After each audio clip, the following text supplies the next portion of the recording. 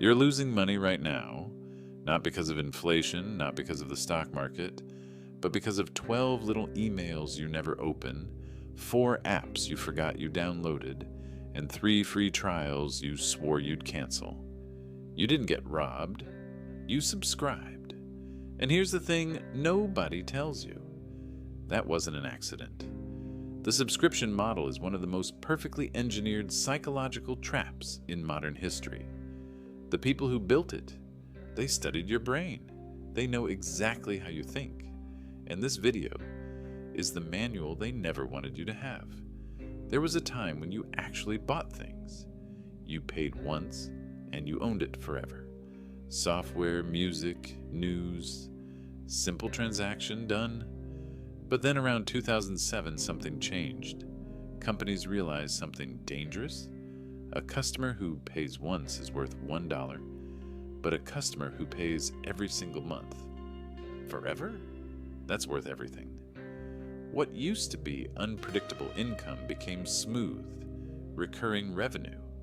Wall Street called it the Holy Grail, but your bank account calls it something else, gone. And here's what nobody teaches you. Your brain was never built for this system. It was built for survival, for immediate threats. And one of its oldest rules is this: losses feel twice as painful as gains feel good.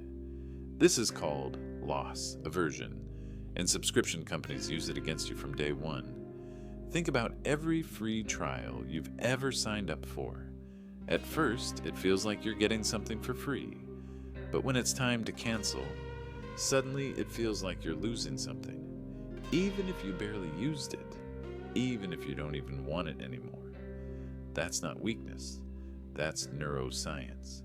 And then there's the dopamine loop. Every time you open an app, Netflix, Spotify, even LinkedIn, your brain gets a tiny hit of anticipation. You're not paying for content. You're paying for the feeling that something good might happen. The casino figured this out decades ago. Silicon Valley just put it in your pocket. Now let's talk numbers, because this is where it starts to hurt. The average person spends around $214 every month on subscriptions. That's $2,568 a year on things you barely use. But the real cost isn't just what you spend, it's what you lose. If you invested that same $214 every month for 35 years at an average return, that's around $340,000. $340,000 quietly disappearing, not on big purchases, but on small, forgettable charges.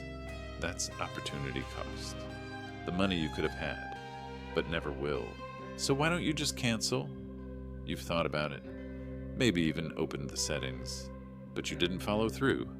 And the reason is something called the sunk cost fallacy. The belief that because you've already spent money, you should keep spending, even when it doesn't make sense. It's only $15. That's the most dangerous sentence in modern finance, because $15 doesn't feel like a real decision. But when hundreds of those tiny decisions stack up, they quietly drain your future.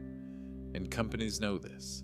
That's why they price everything just below your pain threshold, just low enough that you don't think twice. And if you do try to cancel, you've seen what happens.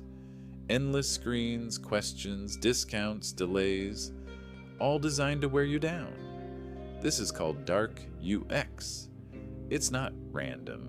It's engineered, tested on millions of people, optimized to keep you paying.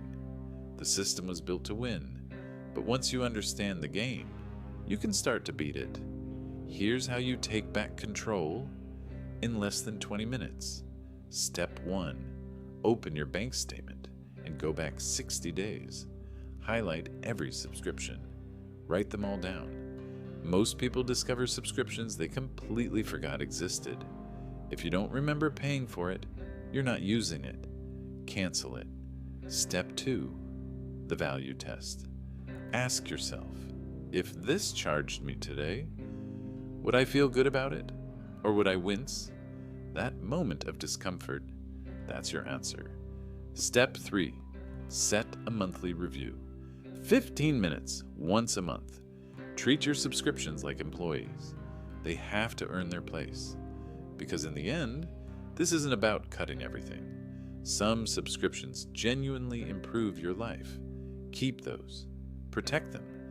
But the ones running silently in the background, the ones you don't use, don't think about, wouldn't miss, those aren't subscriptions. They're donations to people who already have more than enough.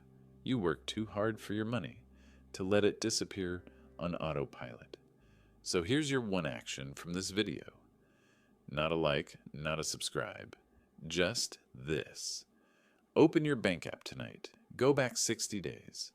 Count your subscriptions and ask yourself, did I choose this?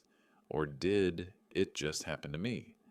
Because the difference between those two things is the difference between spending your life and actually building it.